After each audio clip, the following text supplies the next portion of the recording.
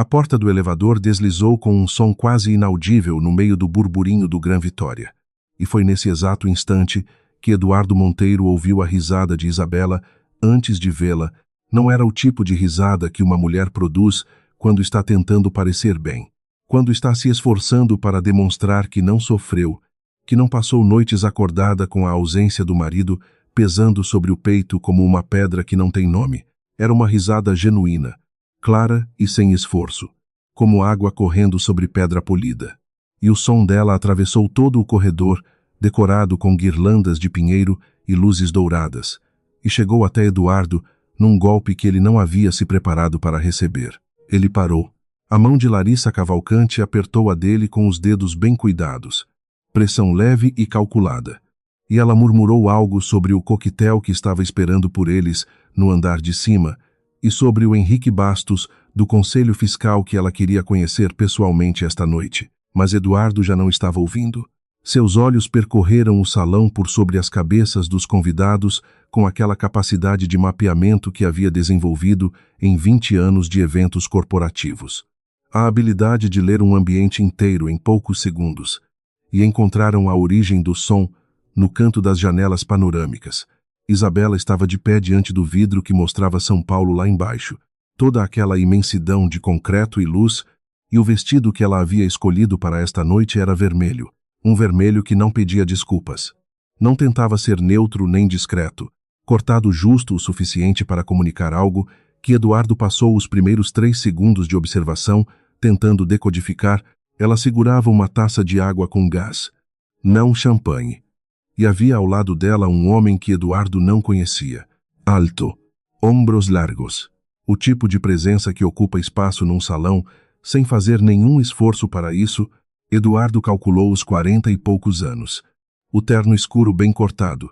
A postura de alguém que não precisa demonstrar nada para ninguém. O que mais o incomodou, porém, não foi a presença do homem.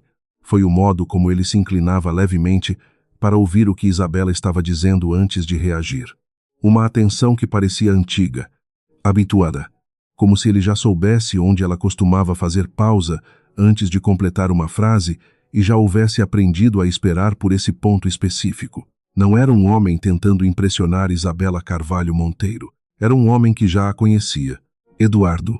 A voz de Larissa chegou com um endurecimento mínimo que ele reconhecia como o som dela quando estava sendo ignorada e ainda assim mantendo a compostura. As pessoas estão olhando para nós parados aqui na entrada.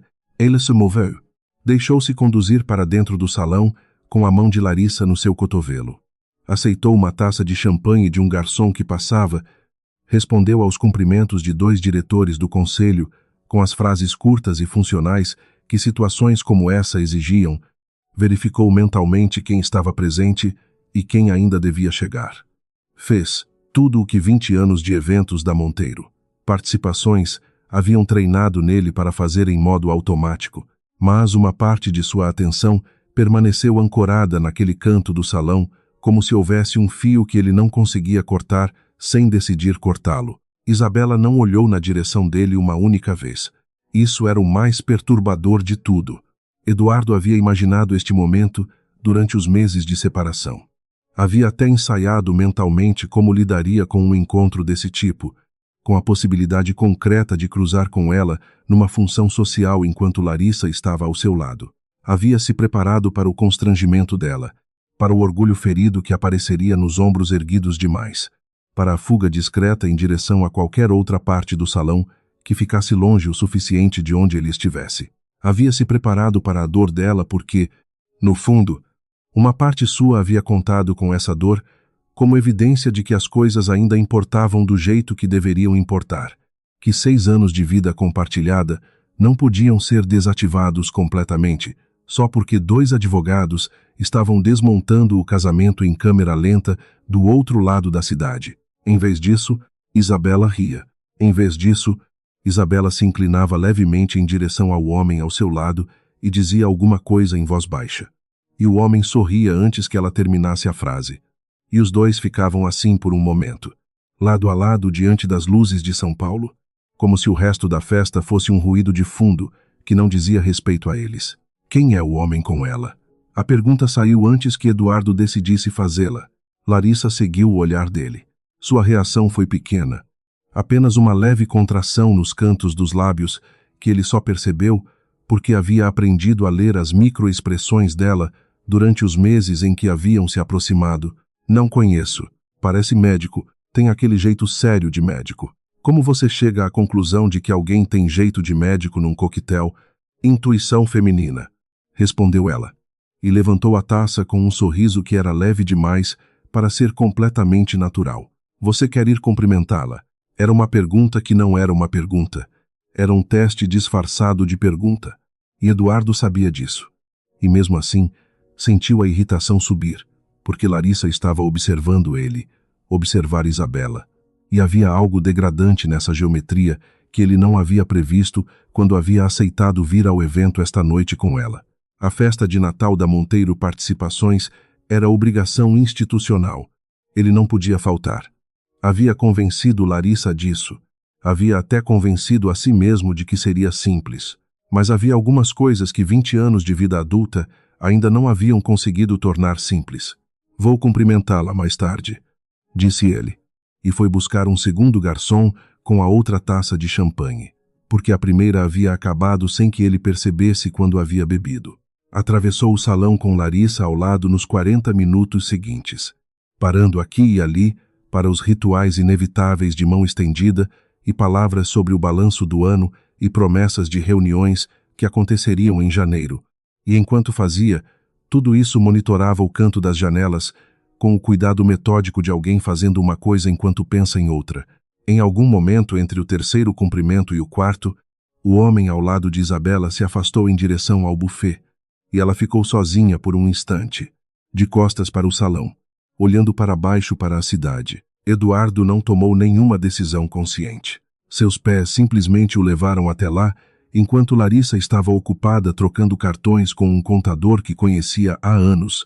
Isabela virou quando ele ainda estava a 3 passos de distância, como se houvesse sentido a aproximação antes de ouvi-la, e o olhou com aqueles olhos que ele conhecia desde os 23 anos de ambos.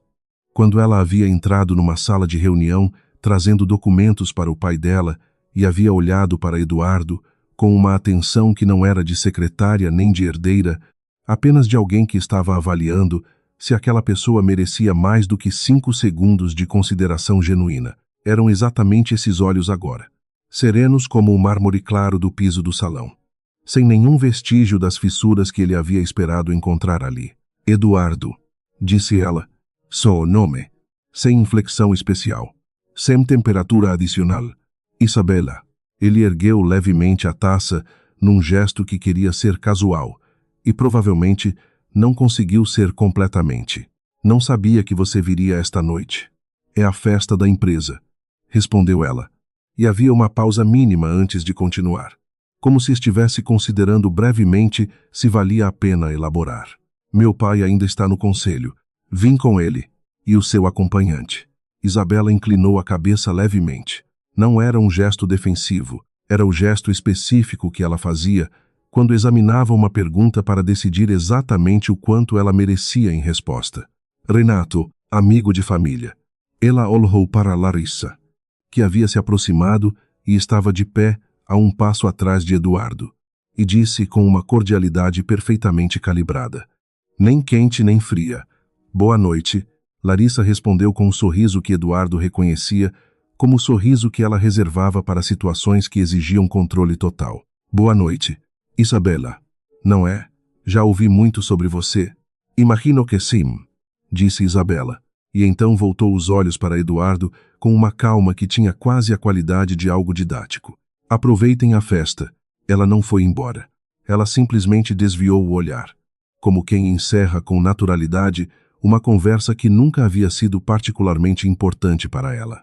E voltou a olhar para as luzes lá embaixo. Eduardo ficou parado por 2 segundos, que duraram tempo demais antes de se deixar levar de volta para dentro do fluxo da festa, pelo toque suave de Larissa no cotovelo. Larissa estava dizendo alguma coisa sobre a decoração do salão e sobre o discurso que o presidente do conselho provavelmente faria antes da meia-noite.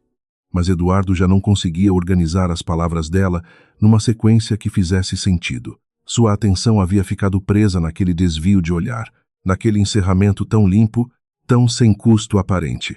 40 minutos depois, da outra ponta do salão, ele viu o homem, Renato, retornar ao lado de Isabela, trazendo uma pequena porção do buffet numa travessa que ela claramente não havia pedido, mas que aceitou com um sorriso diferente do que ela havia usado com Eduardo. Um sorriso que chegava primeiro aos olhos.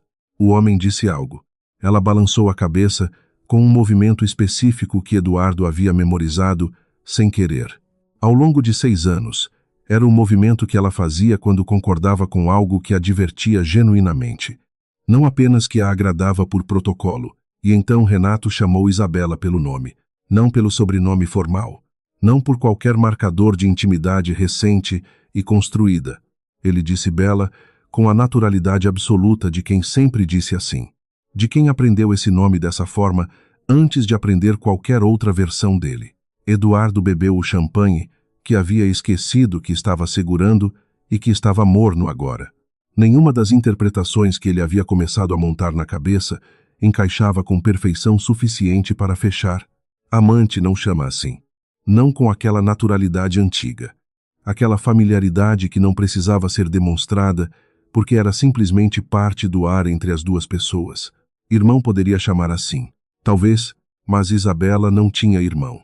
Tinha um pai viúvo e uma irmã mais nova em Curitiba, e uma rede de relações profissionais e um casamento que estava sendo desmontado pelos advogados das duas partes. Havia meses, Eduardo havia pensado que conhecia cada detalhe catalogado da vida dela. Havia pensado isso com a confiança descuidada de quem nunca questionou os limites do que sabia. Você está bem. Larissa estava ao seu lado. A voz baixa. Os olhos lendo a expressão dele com a precisão que ele havia admirado nos primeiros meses e que às vezes o incomodava agora. Estou ótimo, disse ele. Ela não respondeu. Apenas pegou a taça da mão dele, que estava quase vazia, e a substituiu por uma cheia que apanhou da bandeja de um garçom que passava. Era um gesto pequeno e eficiente, e Eduardo percebeu que estava sendo gerenciado com habilidade, e que essa percepção não o incomodava tanto quanto deveria. Na outra ponta do salão, Isabela e Renato se despediam de um grupo de convidados. Ela colocou a mão levemente no braço dele para chamar a atenção antes de dizer algo. Um toque rápido e habitual, sem nenhum marcador de posse ou afeto demonstrativo. Apenas o toque de alguém que sabe que essa é a forma mais eficiente de ser ouvida no meio de uma multidão. Renato inclinou a cabeça para ouvi-la, sem interromper a conversa com o homem à frente deles. Era a gesticulação de duas pessoas que haviam aprendido a se comunicar num espaço cheio, sem precisar de palavras completas. Eduardo foi para casa 2 horas depois com Larissa. E enquanto o carro deslizava pela Faria Lima às 11 da noite, ele ficou olhando pela janela para as luzes que passavam, tentando convencer a si mesmo de que o que sentia era apenas o desconforto normal e previsível de encontrar a própria esposa num evento social, enquanto a nova namorada estava ao seu lado. Tentando convencer a si mesmo de que a risada havia sido calculada, que a calma havia sido ensaiada, que o vestido vermelho havia sido uma declaração de guerra disfarçada de elegância, que o Renato era exatamente o que parecia ser do ângulo mais conveniente. Mas a risada havia soado completamente real, e o Bela havia soado completamente antigo. E essas eram as duas partes que ele não conseguia arquivar numa gaveta e fechar. O apartamento de Larissa ficava no Itaim Bibi, 14º andar. Com janelas largas para o parque, Eduardo havia passado noites suficientes lá para saber onde ficava cada interruptor, sem precisar procurar no escuro. Mas havia uma estranheza persistente no espaço, como se os objetos nunca houvessem aprendido a reconhecer sua presença de vez.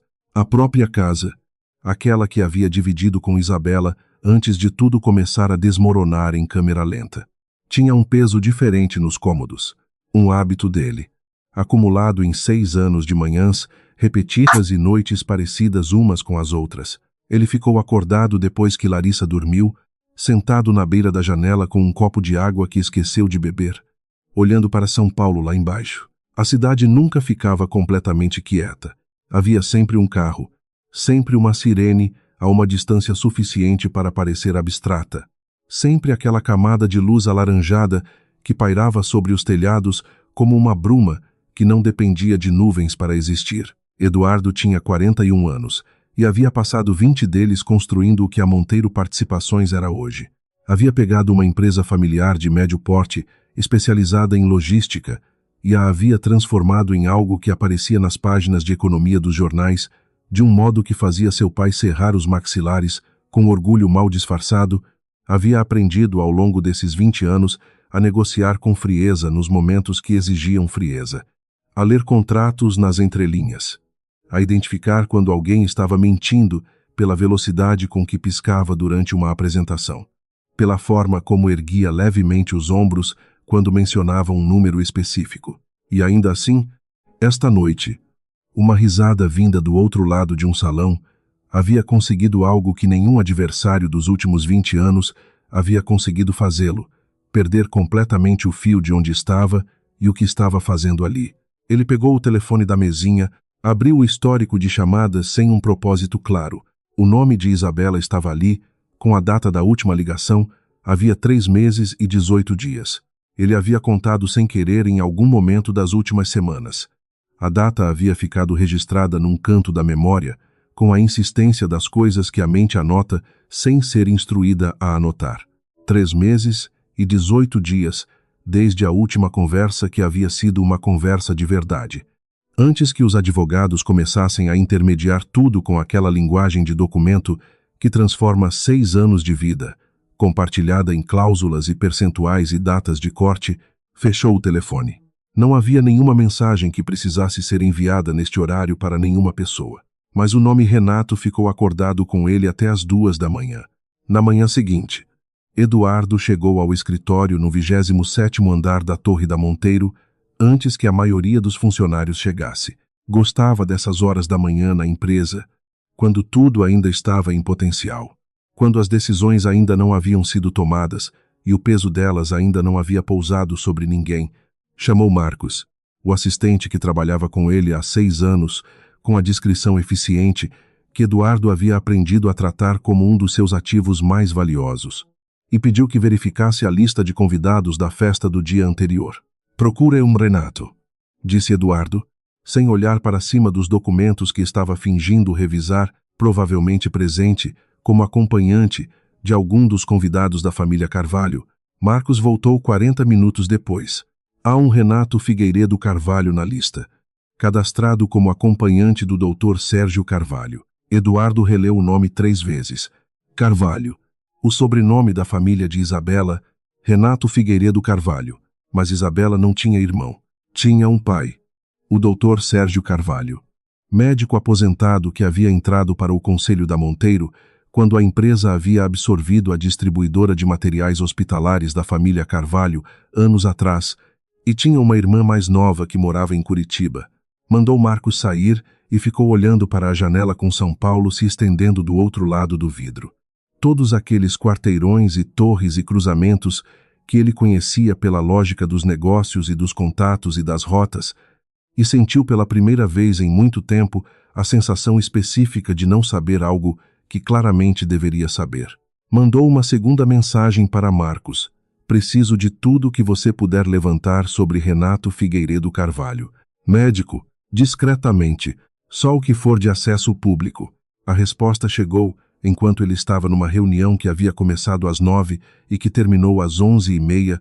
Renato Figueiredo Carvalho, 43 anos. Especialista em obstetrícia e medicina fetal. Consultório próprio nos Jardins. Formado pela USP. Residência em São Paulo. Pós-graduação em Lisboa. Sem casamento registrado. Filho adotivo de Sérgio e Maria Carvalho. Adoção formalizada 22 anos atrás. Eduardo releu a última linha 2 vezes no intervalo entre 2 reuniões. Filho adotivo de Sérgio Carvalho.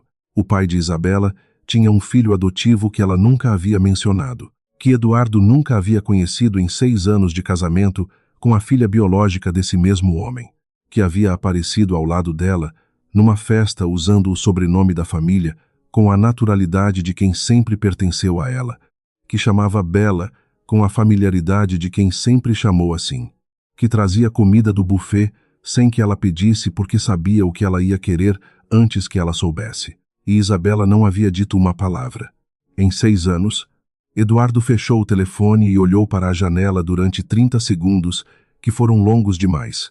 E algo dentro dele, que havia tentado se comportar razoavelmente desde a noite anterior, parou completamente de ser razoável. Renato Figueiredo Carvalho tinha consultório no segundo andar de um edifício baixo nos Jardins, entre um ateliê de costura e uma clínica de fisioterapia. O tipo de endereço que não precisava de letreiro chamativo, porque os pacientes que chegavam ali já sabiam onde estava chegando. Eduardo ficou do outro lado da rua durante alguns minutos, com as mãos nos bolsos, antes de se convencer de que o que estava fazendo era uma verificação legítima. Não uma obsessão com tendências de crescimento preocupantes. Marcos havia enviado a foto que constava no cadastro do Conselho Regional de Medicina, Renato de terno escuro, olhar direto para a câmera. Sam sorriso. Era a mesma pessoa da festa. Eduardo nem precisava da confirmação, mas a havia querido de qualquer forma, porque precisava de algo concreto para ancorar o que estava processando desde a manhã anterior. Obstetrícia e medicina fetal. Especialidade em gestação de alto risco e desenvolvimento fetal. Segundo o perfil profissional que Marcos havia localizado, clínica particular com lista de espera de 3 meses para a primeira consulta. Segundo as avaliações que havia incluído no relatório, com a eficiência silenciosa que Eduardo havia aprendido a valorizar ao longo de 6 anos de trabalho conjunto, Isabela era saudável. Não havia nenhuma razão que Eduardo conhecesse para que ela frequentasse um especialista em obstetrícia. Nenhuma razão que ele conhecesse. Essa qualificação havia começado a aparecer nos seus pensamentos com uma frequência que ele reconhecia como sinal de que estava evitando chegar a uma conclusão que a evidência já estava apontando. Ele foi para o escritório, tentou trabalhar. Assinou 3 documentos que o assistente jurídico havia deixado sobre a mesa. Respondeu a 2 mensagens de diretores regionais sobre o fechamento de metas do trimestre. Aprovou uma linha de apresentação para um cliente novo em Belo Horizonte. Às 11 da manhã, enviou uma mensagem para o seu advogado pessoal, pedindo que, com a maior discrição possível, verificasse se Isabela havia feito alguma alteração nos planos de saúde compartilhados do casal nos últimos meses. O advogado respondeu que isso poderia criar complicações processuais dependendo de como a informação fosse obtida dentro do andamento atual do processo. Eduardo respondeu que queria apenas saber se havia alterações documentadas, não os detalhes clínicos, e que deixasse claro para o plano que era uma verificação administrativa de rotina. O advogado disse que veria o que poderia fazer dentro do que era permitido. Larissa ligou às 12h30 para sugerir almoço. Eduardo deixou cair no caixa postal e mandou uma mensagem: reuniões até tarde. Vejo você à noite. Ela respondeu com um emoji. Ele não respondeu nada porque naquele momento estava relendo pela 3ª vez o arquivo de informações sobre Renato que Marcos havia compilado, procurando algum detalhe que havia passado em branco na primeira e na segunda leituras.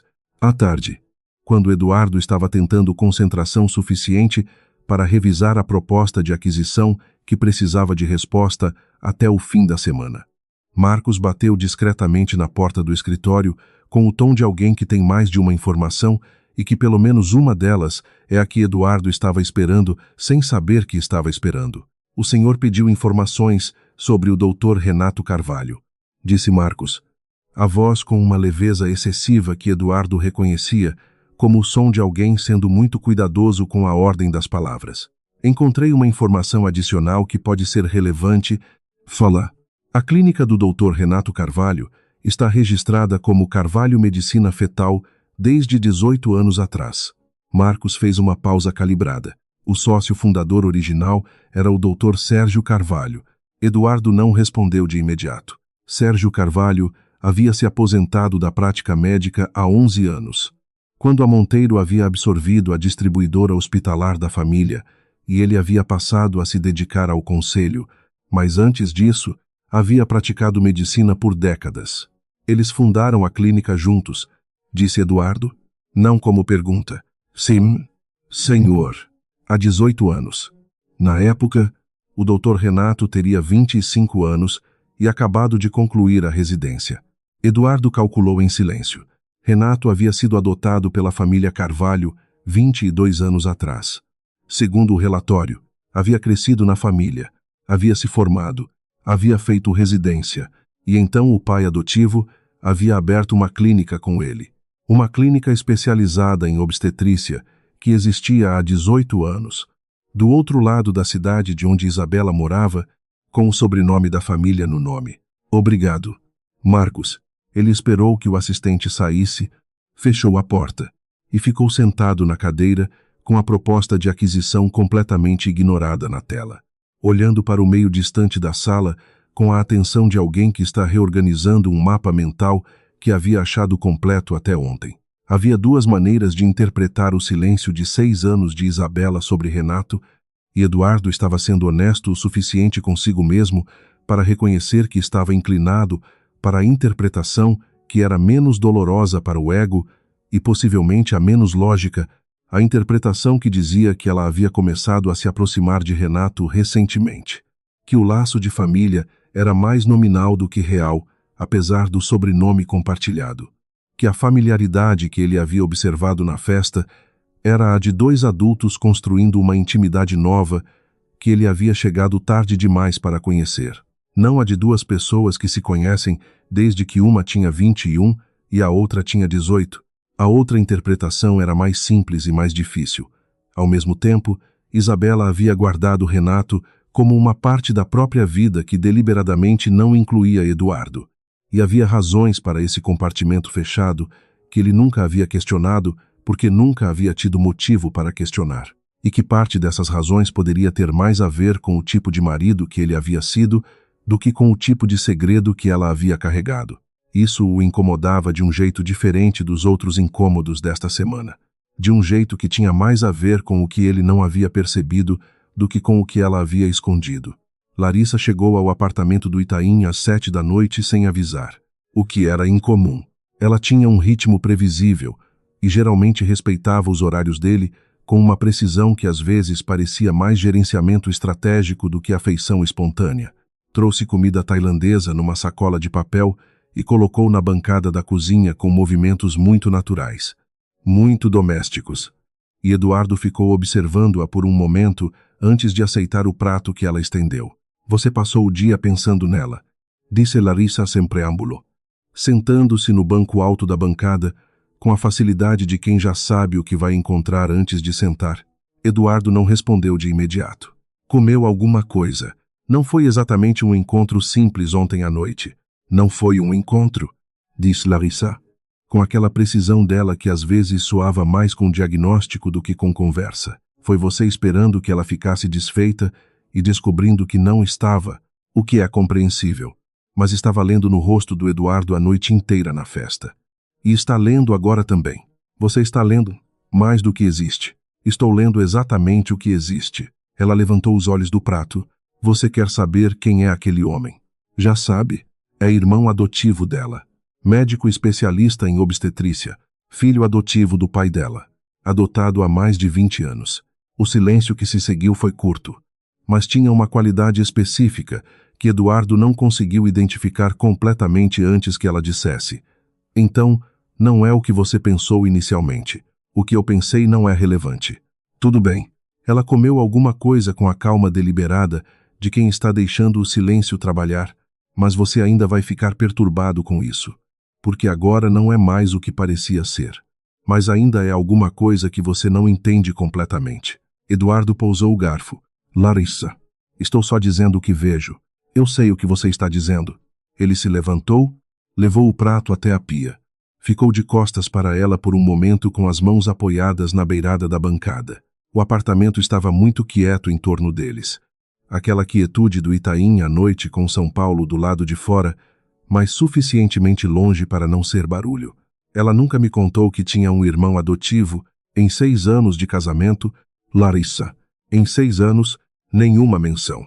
Larissa ficou quieta por um intervalo mais longo desta vez. Eduardo continuava de costas para ela, e quando ela falou, a voz estava um meio tom mais baixa, com aquela textura que aparecia quando ela estava escolhendo cada palavra com um cuidado que era levemente diferente do cuidado habitual, Talvez ela tenha os motivos dela. Às vezes as pessoas guardam coisas porque nunca acharam o momento certo para trazer. Não necessariamente porque escondem com intenção. Era uma defesa razoável de Isabela. Eduardo sabia que era razoável, e foi exatamente essa razoabilidade que o fez virar e olhá-la, com uma atenção diferente da que havia usado até aqui. Você parece aliviada, disse ele. Larissa ergueu as sobrancelhas. Com quê? Com a explicação, com o fato de ser irmão adotivo. Ele não tirou os olhos dela. Quando eu disse o que era, você relaxou. Não muito, mas o suficiente para eu notar. Eduardo, isso não faz nenhum sentido. Você está procurando padrões onde não há nenhum. Provavelmente, ele voltou até a bancada. Guardou o que sobrou da comida na geladeira, com os movimentos mecânicos de quem precisa fazer alguma coisa com as mãos enquanto processa. Desculpe, fui dormitar. Larissa ficou olhando para ele por um momento, os olhos um pouco mais estreitos do que o habitual. E então sorriu, com aquele sorriso muito ligeiramente calculado, e disse que ela mesma estava cansada, que havia deixado documentos na pasta digital que ele precisava ver antes de amanhã. O beijo de despedida foi na bochecha. A porta fechou com um clique suave. Eduardo ficou parado no meio da cozinha por mais tempo do que fazia sentido depois que ela foi embora, olhando para a geladeira fechada sem ver a geladeira, aliviada. Havia algo específico na maneira como ela havia dito. Talvez ela tenha os motivos dela que soava mais íntimo do que deveria, para uma pessoa que afirmava não conhecer Isabela, como se houvesse uma familiaridade com a situação que não precisava de explicação, porque já havia sido pensada antes. 2 dias depois, o advogado de Eduardo enviou uma resposta sobre o plano de saúde. Isabela havia incluído uma cobertura suplementar de obstetrícia e pré-natal 3 meses atrás. O aditivo estava dentro dos termos do plano compartilhado e era completamente legal. Havia sido feito numa das últimas janelas em que ela ainda podia fazer alterações sem precisar de autorização conjunta, antes que o processo de divórcio travasse tudo até a finalização. Não havia irregularidade nenhuma. Era apenas uma mulher que havia feito uma escolha administrativa em silêncio. Eduardo ficou com o documento na mão por um tempo considerável. 3 meses atrás. O mesmo período em que os advogados haviam começado a mediar tudo. O mesmo período em que ela havia parado de responder às suas mensagens diretas e começado a responder apenas pelos canais formais. O mesmo período em que havia aparecido numa festa de Natal com um vestido vermelho e uma risada que chegou antes do rosto e um irmão adotivo que era especialista exatamente na área que aquela cobertura sugeria, obstetrícia, pré-natal. Eduardo sentou na cadeira do escritório e ficou olhando para a cidade pelo vidro e entendeu, com uma clareza que não deixava espaço para reinterpretação alternativa, que havia uma informação aqui que mudava o contorno de tudo que havia acontecido nos últimos meses, que havia um fato que ele não conhecia e que tinha implicações diretas sobre o divórcio, sobre a partilha, sobre o aditivo que os advogados de Isabela haviam protocolado dias atrás, sobre cada decisão que havia sido tomada ou estava prestes a ser tomada por qualquer uma das partes. Ele não sabia se era filho dele. Essa era a parte que ficou acordada com ele naquela noite. Insistente e sem espaço para ser ignorada, ele não sabia, e Isabela não havia dito. E a única pessoa que poderia ter dito alguma coisa era um médico especialista que se chamava Renato Figueiredo Carvalho e que aparecia na vida dela com a familiaridade de quem havia estado lá desde muito antes de Eduardo existir nessa história. Às 23h40. Eduardo mandou uma mensagem para Isabela. A primeira mensagem direta em 3 meses e 18 dias. Preciso que a gente converse. Não pelos advogados. Só nós dois. A resposta chegou 42 minutos depois. Curta e precisa. Como sempre. Quando ela escolhia a precisão sobre qualquer outra coisa, pode ser quinta-feira. Às 18 horas, no apartamento. Tenho compromisso às 19h30. 42 minutos para decidir que sim. E 1h30 de janela concedida. E um compromisso às 19h30 que comunicava sem elaboração que a conversa teria um limite de tempo que não dependia de Eduardo. Ele ficou olhando para a mensagem dela na tela por mais tempo do que precisava. Isabela havia ficado morando ali desde que ele havia saído, 6 meses atrás. E ele havia montado mentalmente uma versão do espaço que se havia remodelado em torno dela, que havia apagado as marcas dele com a deliberação de alguém, redesenhando um cômodo que ficou pequeno demais. Mas os livros de arquitetura que ela havia herdado da avó ainda ocupavam a prateleira mais alta da estante na sala.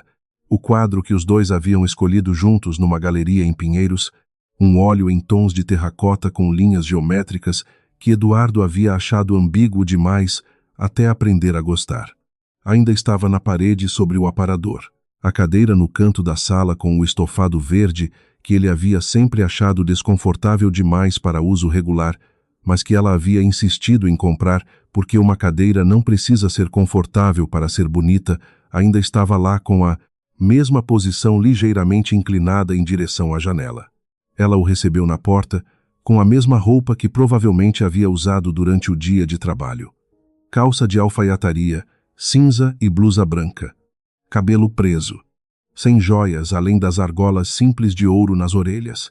Não havia nenhum sinal de que ela havia se preparado especificamente para a visita. E Eduardo passou um segundo, avaliando se isso era descuido ou intenção, antes de decidir que era provavelmente as duas coisas. "Pode entrar", disse ela, e virou de costas antes que ele cruzasse a soleira, indo em direção à cozinha com a familiaridade de quem está em casa, porque está, de fato, em casa. Eduardo entrou e ficou parado na sala por um momento. A poltrona verde de estofado desconfortável estava ali. Ele foi até ela e sentou, o que foi um gesto pequeno e completamente involuntário que o surpreendeu levemente depois que já havia feito. Isabela voltou com 2 copos de água e pousou um na mesinha ao lado dele antes de se sentar no sofá. Os pés planos no chão, as mãos cruzadas no colo, esperando com aquela paciência que não era passividade, que era a postura ativa de alguém que já decidiu o que vai e o que não vai dizer. "Obrigado por concordar em se encontrar", disse Eduardo. "Você pediu. Era razoável atender." Ela o olhou com atenção direta. "O que você precisa falar que os advogados não podem intermediar?" Eduardo ficou segurando o copo de água por um momento. Havia várias formas de começar essa conversa, e ele havia pensado em várias delas durante os 3 dias entre a mensagem e este momento. E todas pareciam erradas de ângulos ligeiramente diferentes. "Isabela, eu sei que você está fazendo acompanhamento com o Renato." Ela não piscou, não desviou o olhar. "Sabe o quê? Exatamente. Sei que ele é médico especialista em obstetrícia e medicina fetal. Sei que você adicionou cobertura pré-natal ao plano de saúde há 3 meses. Eduardo fez uma pausa. "Sei que ele é irmão adotivo seu. O que você nunca me contou em 6 anos de casamento." Isabela ficou quieta por um tempo que durou mais do que o suficiente para não ser involuntário. Havia algo na qualidade desse silêncio que Eduardo havia aprendido a ler ao longo de 6 anos. Era o silêncio que ela usava quando estava decidindo não qual versão da verdade contar, mas qual parte da verdade completa a situação merecia. Então disse, com uma voz completamente nivelada, "O que você quer saber?" "Eduardo, faz a pergunta completa. Você está grávida." Não era pergunta. Era a constatação que havia ficado acordada com ele há dias, que havia reorientado cada pensamento em torno de si mesma com a insistência de algo que não pode mais ser ignorado. E o silêncio de Isabela depois dessa constatação foi a confirmação que ela não precisou verbalizar e que ele não havia precisado que ela verbalizasse, porque já sabia antes de entrar naquele apartamento. Ela não confirmou e não negou. Apenas ficou olhando para ele com aqueles olhos que eram serenos como sempre, mas que agora carregavam alguma coisa que ele levou alguns segundos para identificar com precisão, paciência, deliberada, da espécie de quem esperava por um momento específico, há tempo suficiente para saber exatamente como ele ia chegar. "É meu." A pergunta saiu com uma aspereza que ele não havia completamente conseguido controlar, como uma superfície que parecia polida de longe, mas que arranhava quando tocada de perto. Isabela pegou o copo de água da mesa ao lado dela, bebeu com calma, pousou o copo de volta com o mesmo cuidado com que havia pegado. "Você está me perguntando se trair você enquanto você me traía?"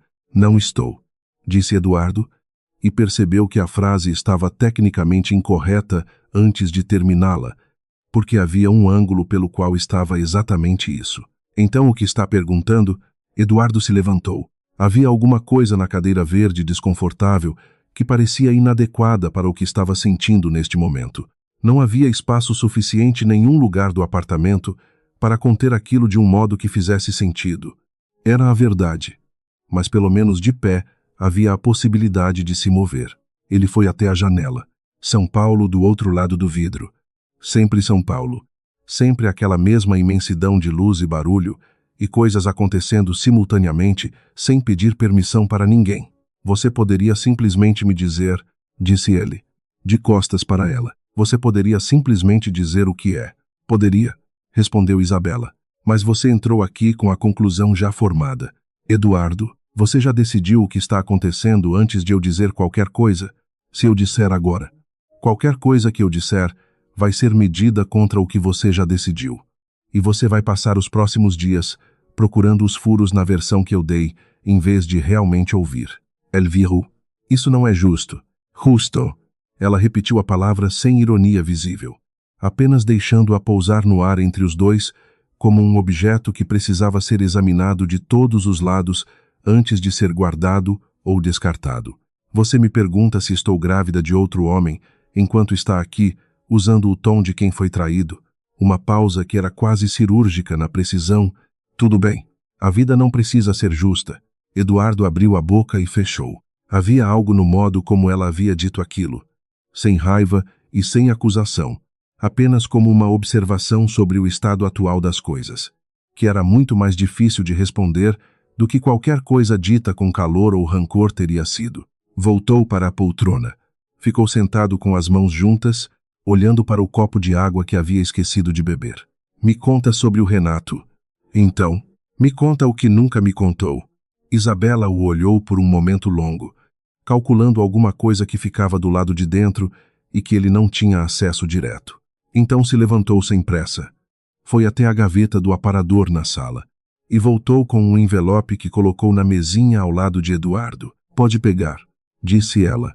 Ele pegou, abriu.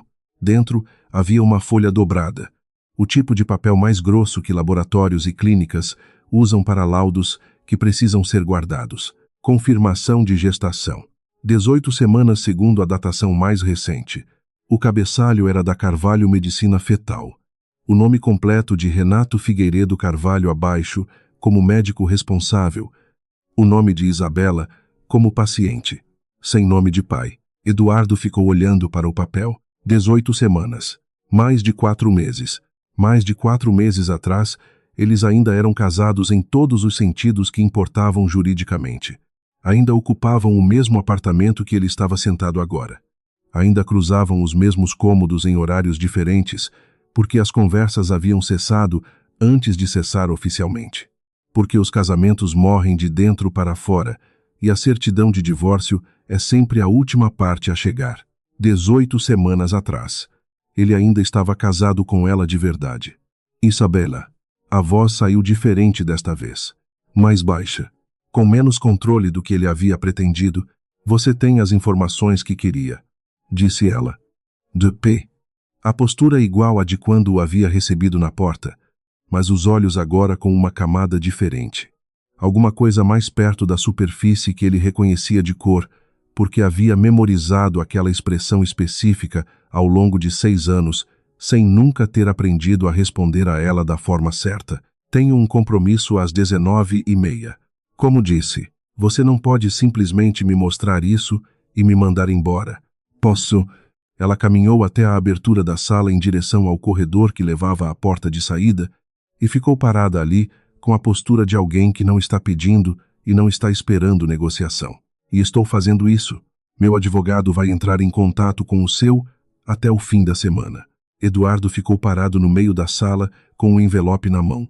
E havia uma parte dele que queria encontrar a frase exata que mudaria o ângulo daquele momento, que desfaria a sequência de escolhas que havia criado, aquele apartamento silencioso e aquela porta aberta, e aquela mulher que havia sido sua esposa olhando para ele com uma calma que não era indiferença, que era algo mais parecido com a distância necessária de alguém que já decidiu como vai sobreviver ao que quer que aconteça a seguir. Ele foi em direção à porta. Parou, ao passar por ela. Por que você nunca me falou sobre o Renato? Isabela. Em 6 anos. Ela o olhou de lado por um momento que durou mais do que um segundo. Quando respondeu, a voz tinha aquela qualidade específica da honestidade que não pede nada em troca, porque havia partes da minha vida que eu guardei para mim, e quando comecei a me arrepender de ter guardado, já era tarde demais para trazer, sem que parecesse que estava trazendo, por uma razão que mudaria a forma como você ia receber. Eduardo ficou com isso. E o Renato, ele sabia que você nunca tinha me contado. Sabia. Uma pausa muito breve. E não concordava, mas respeitou. Por quê? Ela sustentou o olhar. Porque ele é assim. E abriu a porta da frente. Eduardo saiu. A porta fechou atrás dele com um clique suave. O tipo de som completamente desproporcional ao peso do que havia acontecido dentro. No elevador, ele desdobrou o envelope outra vez. Havia uma segunda folha atrás do laudo que ele não havia visto antes. Era uma fatura de consulta. O tipo que os planos de saúde usam para processamento de reembolso. O cabeçalho era o mesmo Carvalho Medicina Fetal. A data de fundação da clínica constava no rodapé, como constava nos documentos oficiais de estabelecimentos que prezavam pela continuidade institucional fundada 18 anos atrás. 18 anos. Renato tinha 25 quando havia fundado aquela clínica com o pai adotivo. Isabela tinha 21. Ela era universitária. Ela havia crescido com esse irmão adotivo por pelo menos parte da adolescência. A adoção havia ocorrido 22 anos atrás. 22 anos de irmão. 6 anos de casamento. E nunca uma menção. O elevador abriu no térreo. Eduardo saiu para a noite de São Paulo com um envelope na mão e a cidade ao redor. E o que sentiu não era exatamente raiva, ainda que houvesse raiva. Não era exatamente traição, ainda que houvesse algo parecido com traição. Não era exatamente medo, ainda que houvesse.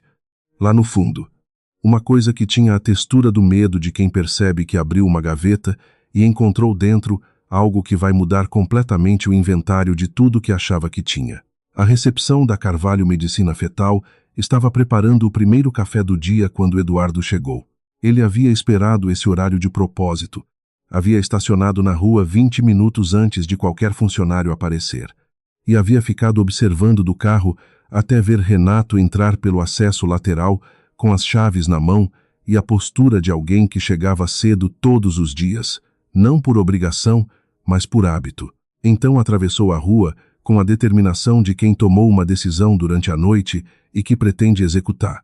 Lá antes que qualquer parte mais razoável de si mesmo o convença de que há um modo mais diplomaticamente correto de fazer a mesma coisa. Renato o viu antes que Eduardo chegasse à porta. Ficou parado com as chaves ainda na mão, avaliando a aproximação com um olhar que Eduardo reconhecia como o olhar de alguém que havia antecipado esta visita com algum grau de precisão, mesmo sem saber exatamente em que dia ela chegaria. Doutor Carvalho, disse Eduardo. Senhor Monteiro. Renato abriu a porta e a manteve aberta. Entre. Não era um convite entusiasta, mas tampouco era recusa. E Eduardo entrou antes que qualquer hesitação mútua transformasse aquele momento em alguma outra coisa. A recepção estava vazia e cheirava a café fresco e ao tipo de limpeza institucional que hospitais e clínicas têm, aquele cheiro específico que não é desagradável, mas que comunica imediatamente onde se está. Renato indicou um corredor com um movimento de cabeça e foi andando sem verificar se Eduardo o seguia. O gesto de alguém acostumado a ser seguido quando indica uma direção. O consultório era menor do que Eduardo havia imaginado, sem nenhuma razão específica para imaginar qualquer tamanho mesa de trabalho. 2 cadeiras para pacientes, estante com livros e alguns modelos anatômicos e uma planta em vaso que estava em bom estado, o que indicava atenção regular, sem diplomas nas paredes. O que Eduardo notou, porque estava notando tudo naquele momento com a atenção excessiva de alguém que está se segurando no concreto porque o abstrato está se movendo demais. Renato ficou de pé do outro lado da mesa. Não sentou. E a geometria da conversa mudou imediatamente com isso. Você foi ao apartamento da Isabela, disse Renato, não como pergunta. Quinta-feira à tarde. Ela me avisou. Renato cruzou os braços, postura que não era agressiva, mas que definia um espaço. O que você veio buscar aqui, que não conseguiu lá? A verdade completa. Eduardo ficou de pé também. A cadeira era para quando havia tempo e espaço para esperar. E não havia. Ela me mostrou o laudo. Não me disse mais nada além do que o laudo já dizia. Porque não era ela quem tinha que dizer a parte que falta. Renato descansou as mãos na mesa. Uma postura que era levemente diferente da anterior. Não mais defensiva, mais direta. O que você sabe até agora? Sei que ela está grávida e que o acompanhamento é feito aqui. Sei que você é irmão adotivo dela. Sei que os prazos do processo de divórcio criaram uma janela que alguém está tentando usar de um modo que não é do interesse dela. Eduardo sustentou o olhar. E sei que você tem algo que eu preciso ouvir. Caso contrário, não havia motivo para me deixar entrar. Renato ficou em silêncio por um momento. Havia algo na expressão dele que era a avaliação genuína. Não teatral, o olhar de alguém decidindo em tempo real se a pessoa à frente merece o próximo passo ou não. Então abriu a gaveta da mesa, tirou um tablet e o colocou sobre a superfície com a tela virada para Eduardo. Um arquivo de áudio já carregado. Antes de você tocar nisso, disse Renato. E a voz tinha a qualidade específica de alguém que havia pensado muitas vezes na formulação exata dessas palavras antes deste momento. Preciso que você entenda de onde vem. Isso não foi gravado por mim. Chegou até mim por intermédio de uma funcionária que trabalha há anos na casa da sua mãe. Ela ouviu sem intenção. Ficou com a gravação porque não sabia o que fazer com ela. E depois de 3 semanas trouxe para mim porque sabia que eu era próximo da Isabela e que eu saberia o que fazer. Eduardo olhou para o tablet. Quem está na gravação? A Larissa. Uma pausa. E a dona Cecília. O áudio tinha 11 minutos e 42 segundos.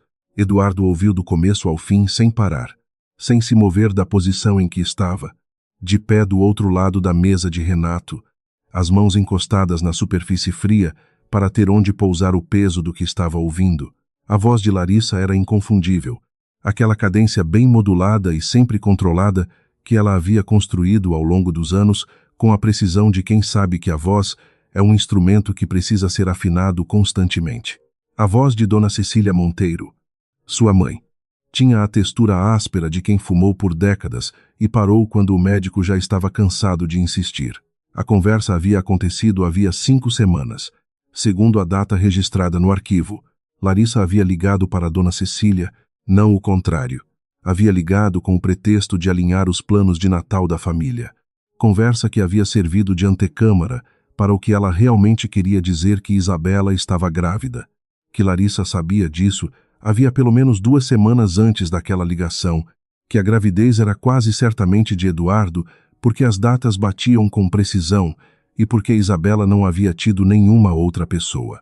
E que essa informação, se chegasse ao conhecimento do Conselho de Administração da Monteiro antes que o divórcio fosse completamente finalizado, criaria uma complicação de partilha e de direitos que poderia atrasar tudo em meses e mudar substancialmente os termos já acordados. E então, com aquela voz bem modulada que não subia e não descia de um modo que revelasse o que estava propondo, Larissa havia dito que se Dona Cecília pressionasse Eduardo a assinar os documentos finais do divórcio antes do fim do mês corrente, antes que qualquer resultado de exame de paternidade pudesse ser protocolado legalmente dentro do processo, a situação seria resolvida de um modo muito mais limpo e sem complicações para todas as partes envolvidas.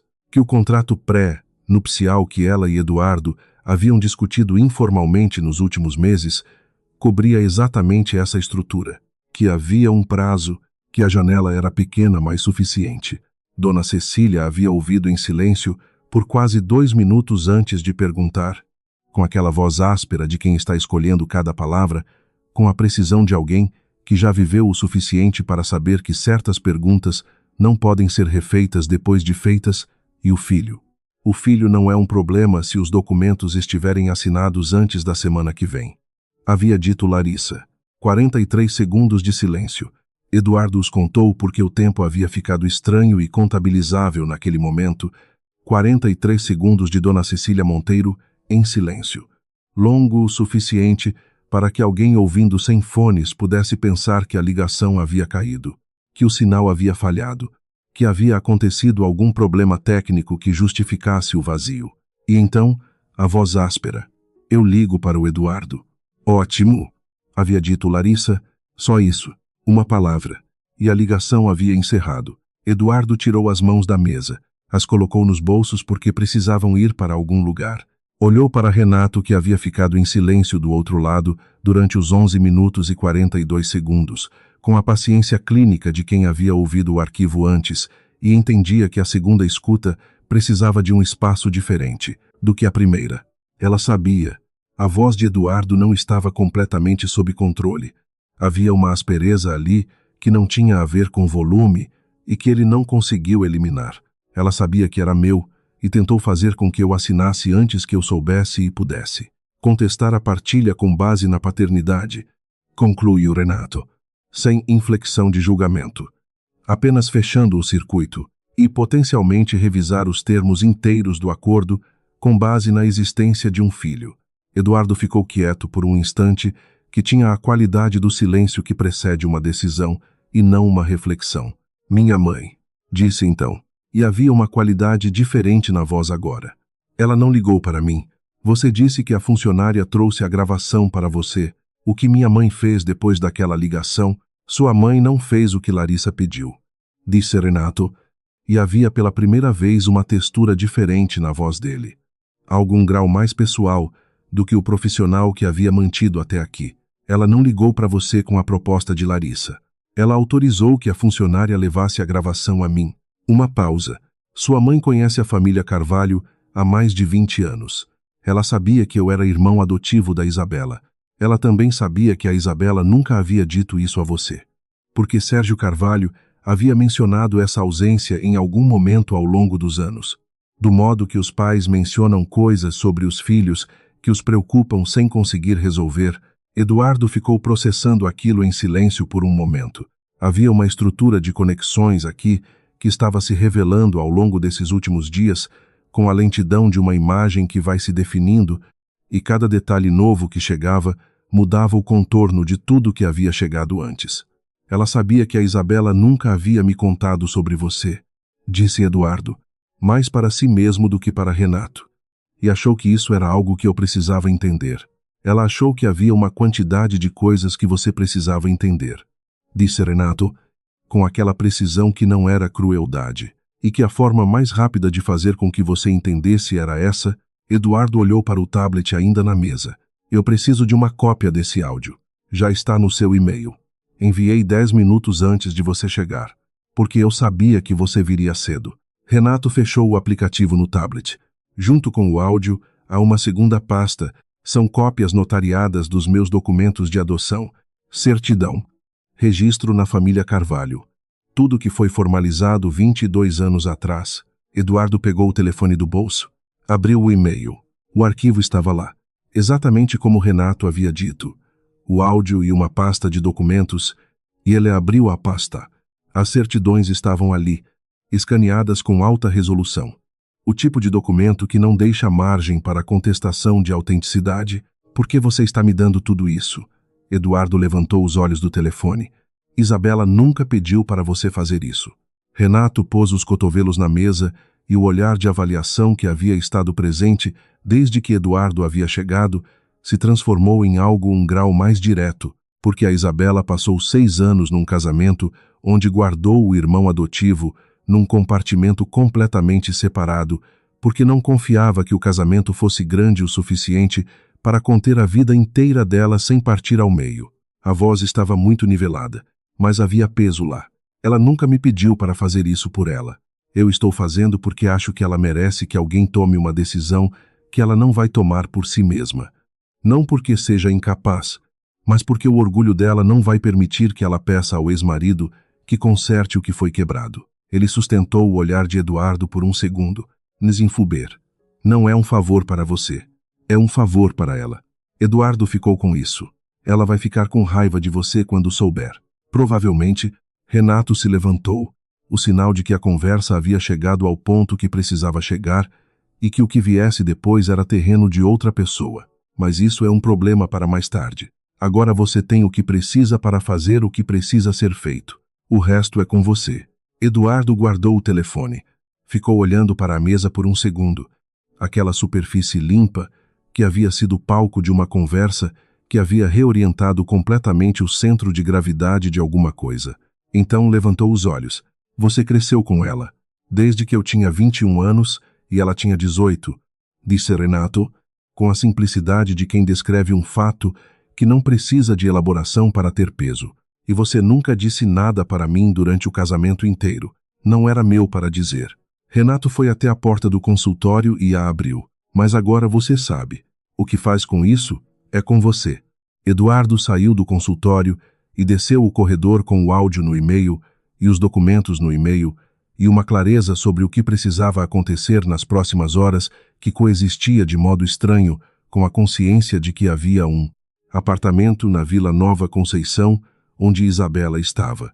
Provavelmente tomando o café da manhã, ou lendo, ou fazendo qualquer uma das coisas que ela fazia nas manhãs quando o dia ainda não havia começado de verdade.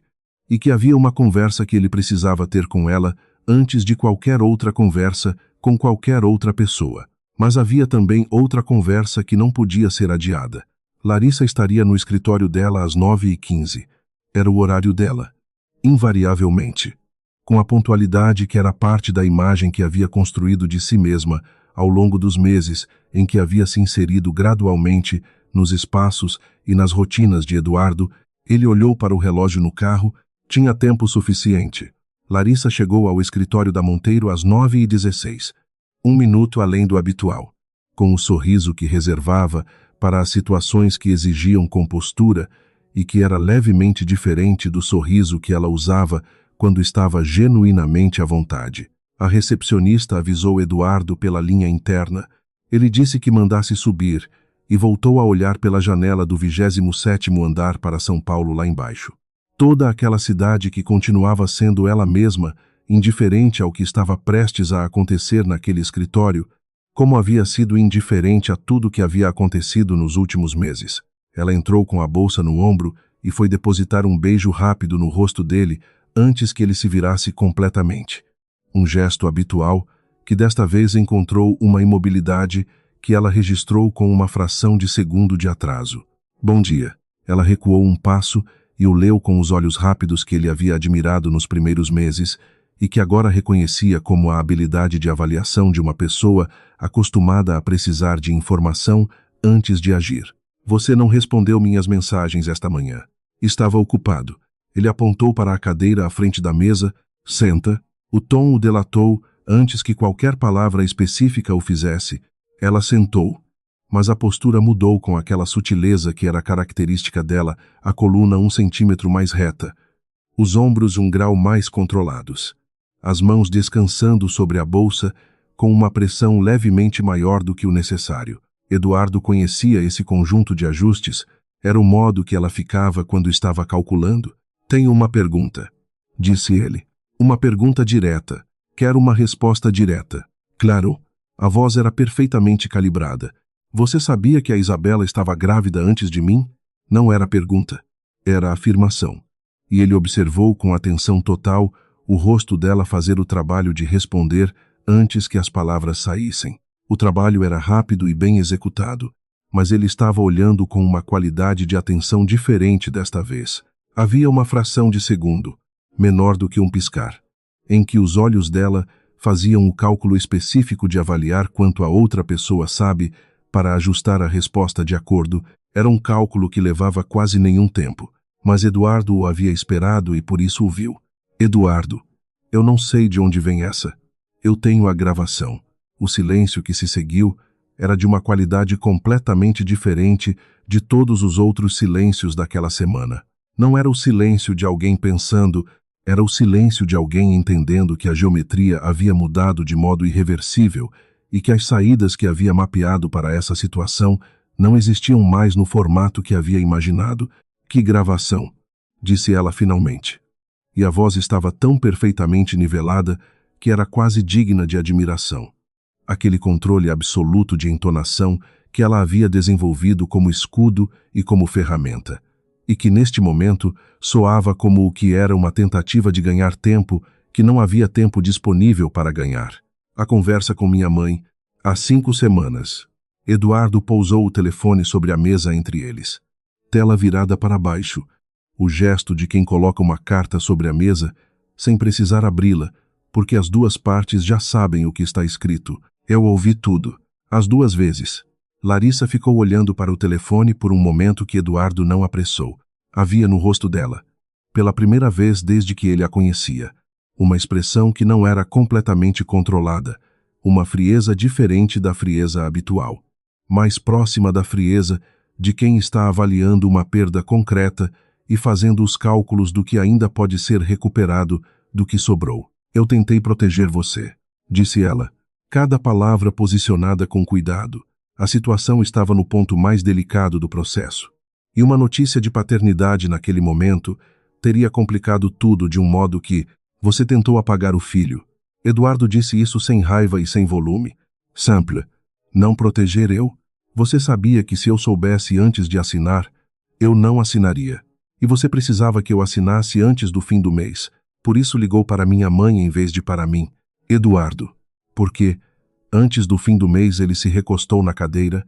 A voz estava calma, com o tipo de calma que não é indiferença, que é o resultado de muitos anos aprendendo a ser frio nos momentos que exigem frieza. Essa é a parte que a gravação sugere, mas não detalha completamente. Então me conta essa parte agora. Havia uma pausa que era diferente das outras pausas dela. Não de cálculo, de alguma coisa mais parecida com o momento em que alguém avalia se a mentira ainda tem valor, ou se o custo dela superou o custo da verdade. Há uma dívida, disse ela finalmente, a voz mais devagar do que o habitual, da empresa do meu pai, com um dos sócios do conselho da Monteiro, uma dívida que estava sendo renegociada há meses.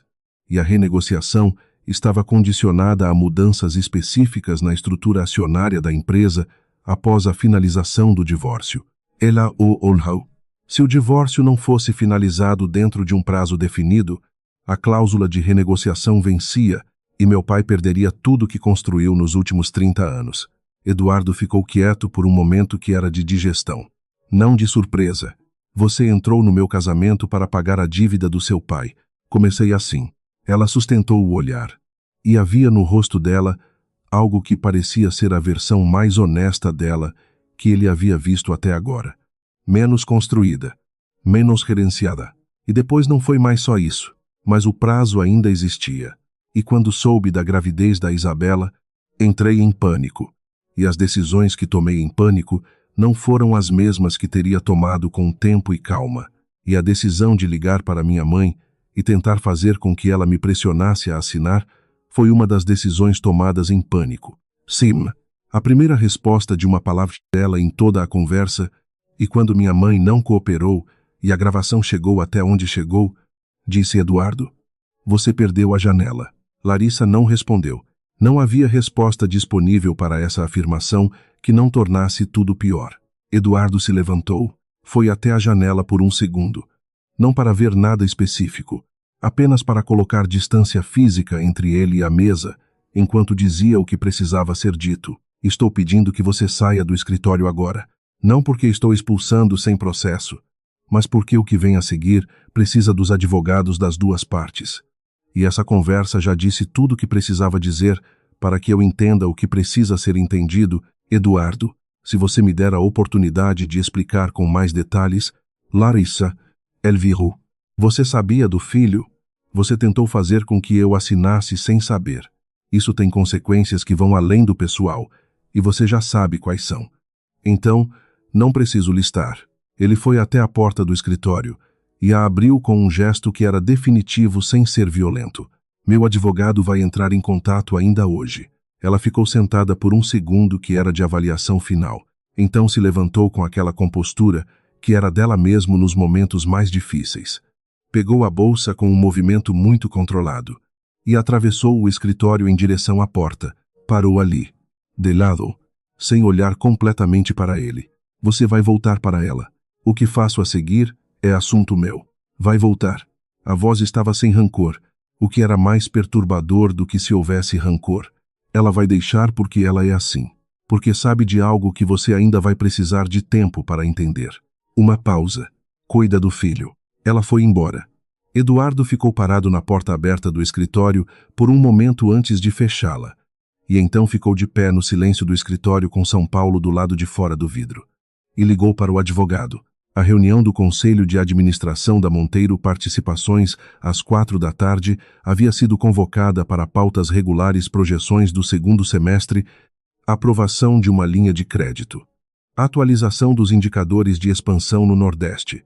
Mas alguém havia protocolado uma solicitação de acesso à palavra fora da pauta regular, o que os estatutos permitiam em situações que envolvessem o nome ou a reputação institucional da empresa. Isabela havia solicitado a palavra. Eduardo soube isso 15 minutos antes da reunião começar. Quando a secretária do conselho o avisou com o cuidado de alguém transmitindo informação que não tem certeza de como vai ser recebida, ele não havia instruído Isabela a fazer isso. Ela havia decidido sozinha.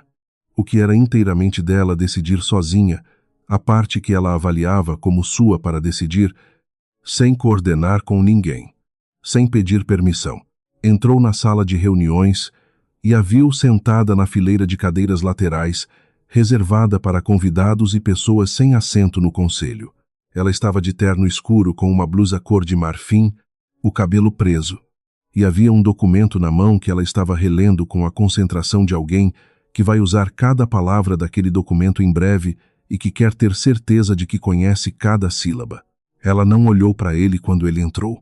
O conselho tinha 7 membros. Sérgio Carvalho, o pai de Isabela, era um deles, e estava sentado com a postura de alguém que sabia o que estava prestes a acontecer e havia decidido há algum tempo que era necessário que acontecesse, mesmo que o custo pessoal fosse considerável.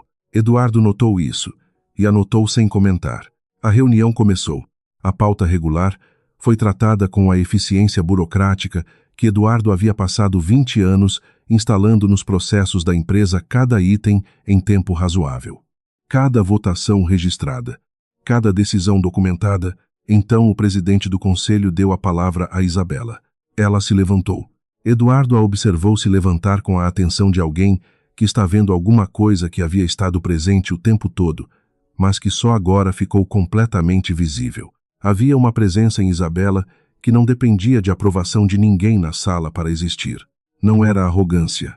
Era simplesmente o resultado de alguém que havia finalmente trazido para fora algo que havia guardado dentro por tempo demais. Ela começou com a voz firme e o ritmo de quem sabe o que quer dizer e quanto tempo tem para dizê-lo, apresentou, de forma sucinta e sem ornamentação desnecessária, quem era Renato Figueiredo Carvalho em relação a ela. Porque ele nunca havia aparecido nos eventos da empresa ou na vida pública que ela compartilhava com Eduardo, e porque essa ausência havia sido deliberada e não havia sido ausência de relação, mas sim proteção de relação. E então disse por que estava dizendo isso agora. Naquele fórum específico, porque havia uma informação em circulação por canais não oficiais sobre a natureza do relacionamento entre ela e Renato que havia sido usada, de forma documentada, para pressionar o processo de divórcio e potencialmente a estrutura acionária da empresa. E que essa informação era falsa, e que os documentos que estava depositando sobre a mesa do conselho provavam isso de modo irrefutável. Ela colocou o documento sobre a mesa. Eduardo reconheceu as cópias notariadas dos papéis de adoção de Renato, as mesmas que havia recebido por e-mail naquela manhã, agora em papel, com firmas reconhecidas em cartório, irrefutáveis. Como Renato havia dito, um dos membros do conselho, o de cabelos brancos que Eduardo sabia ter tido conexões comerciais antigas com a família de Larissa, levantou a mão com o ar de alguém que vai encontrar um problema processual onde há procedimento.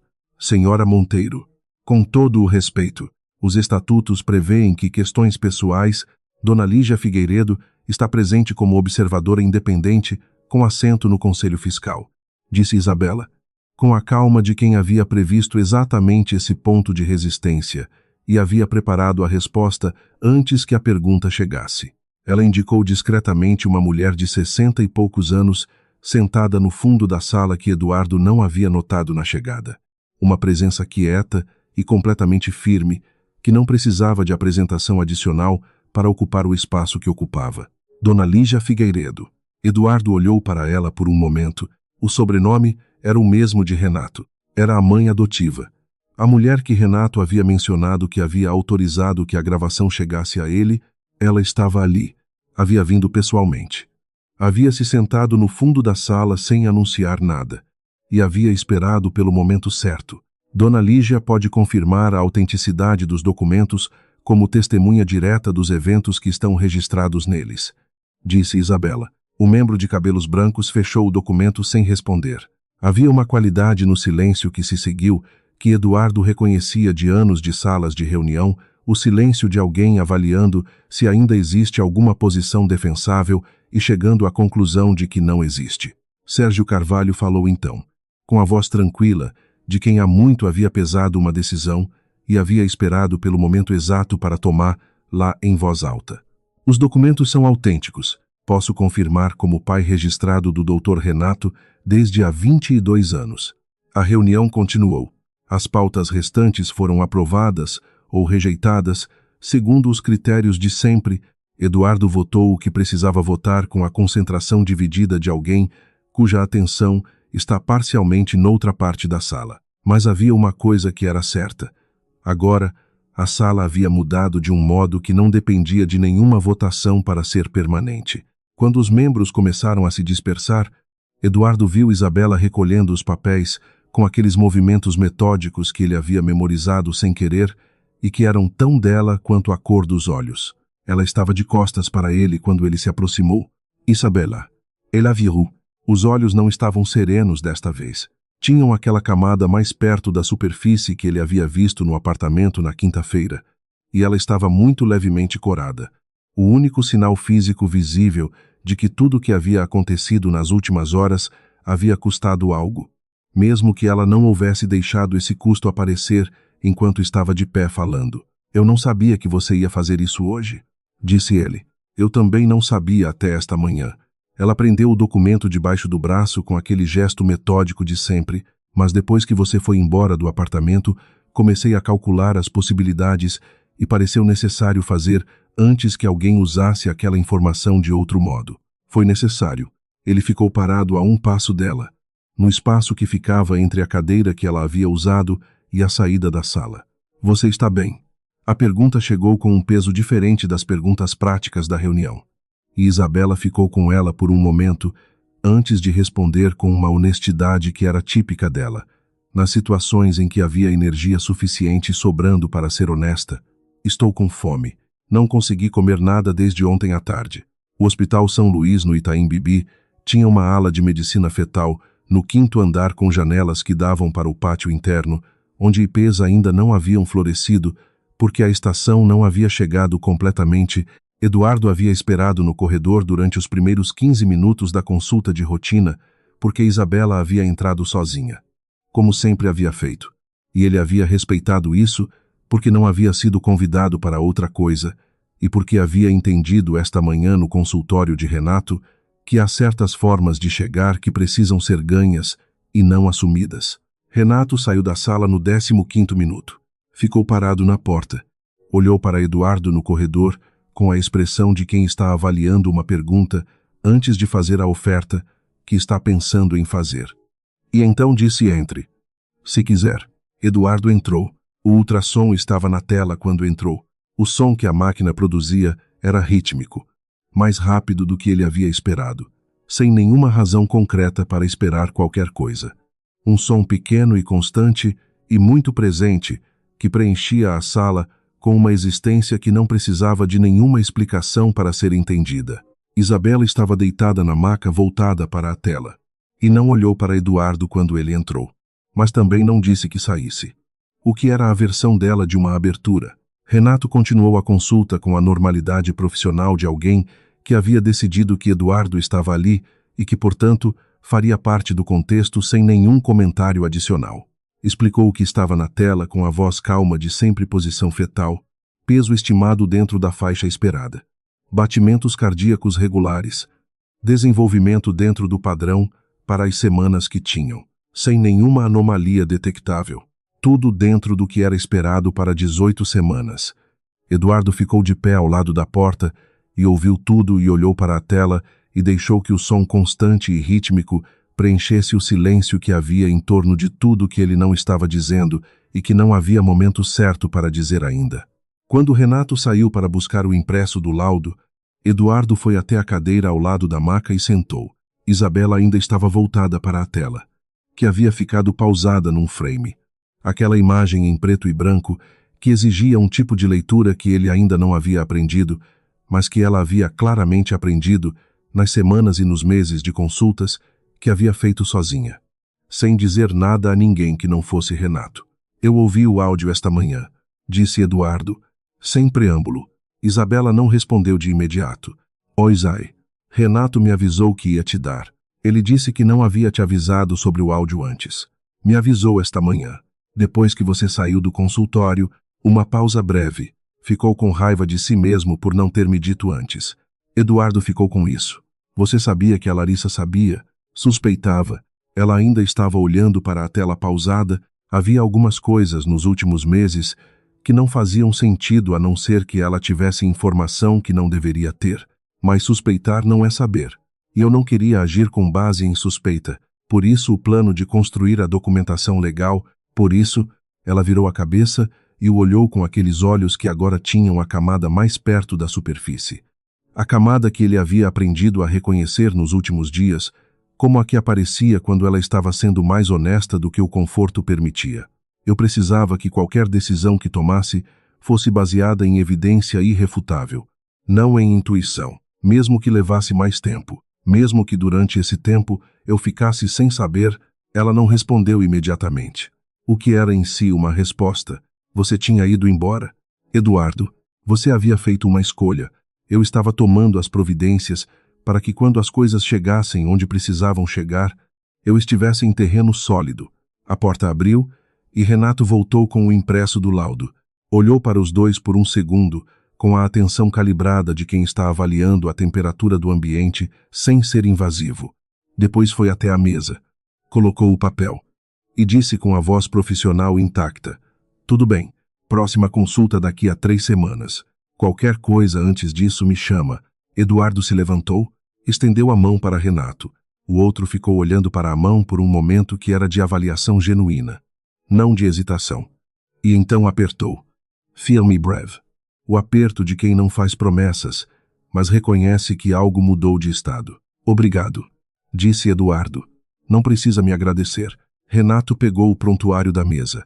Cuida dela. Eduardo então pegou o impresso do laudo da mesa antes que Isabela pudesse alcançá-lo. Ela o olhou com uma expressão que era ao mesmo tempo de questionamento e de algo que estava calculando. Ele dobrou o papel com cuidado, com os dois, com a atenção de alguém fazendo algo pequeno que importa, por razões que vão além do gesto, e o guardou no bolso interno do paletó. O bolso que ficava contra o peito não disse nada sobre isso. Isabela ficou olhando para ele, e então fez um som que não era completamente uma risada, mas que tinha alguma coisa de risada nele. Uma expiração curta com um leve tremor, que era a versão mais honesta e menos construída de algo que ele havia ouvido dela raramente. Você está levando o meu laudo, disse ela. Estou. Por quê? Porque quero. Era a resposta mais simples e mais verdadeira disponível. E Eduardo havia aprendido nos últimos dias que as respostas simples e verdadeiras tinham um valor que as elaboradas não tinham. Renato saiu primeiro, profissional até o fim, dando ao espaço o ar que precisava para ser o que era, sem a presença de uma terceira pessoa. Isabela se levantou da maca com o cuidado que havia aprendido a usar nos últimos meses, foi buscar a bolsa que havia deixado na cadeira perto da janela.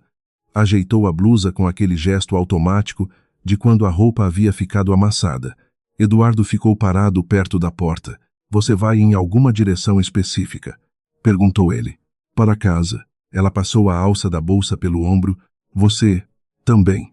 Ela o olhou. Era uma pergunta simples disfarçada de logística. E os dois sabiam isso.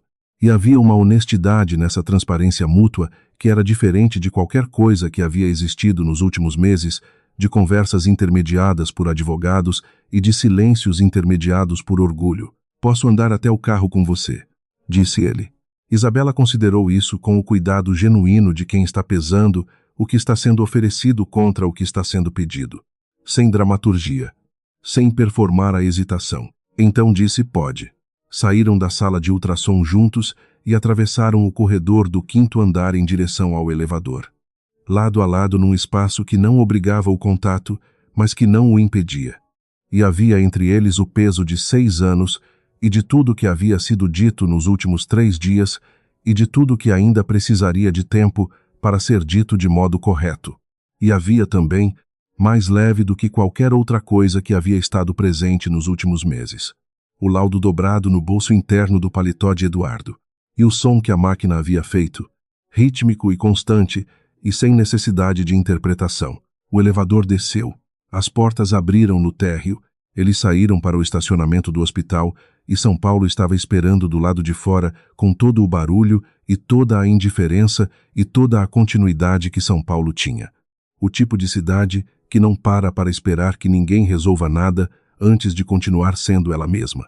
Eles foram andando pelo estacionamento sem pressa e sem palavras, porque havia algumas chegadas que não precisam ser anunciadas para ser reais, e porque havia algumas coisas que o silêncio guarda melhor do que qualquer sentença poderia guardar, e porque Isabela havia aprendido há muito tempo que as coisas que importam de verdade nunca chegam com fanfarra. Chegam assim, quietas, na hora em que você já não está mais esperando por elas da forma que esperava antes.